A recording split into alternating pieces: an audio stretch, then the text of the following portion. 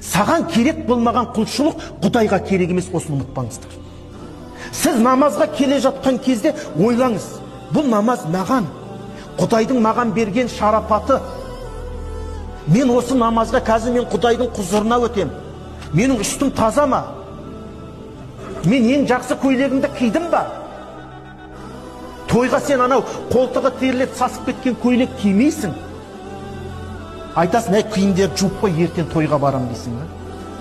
Және анаң жана қыры шықпай қалған болса, бәйбішеңмен ұрысасың, мына нақ жөндеп өтектемегесің дейсің.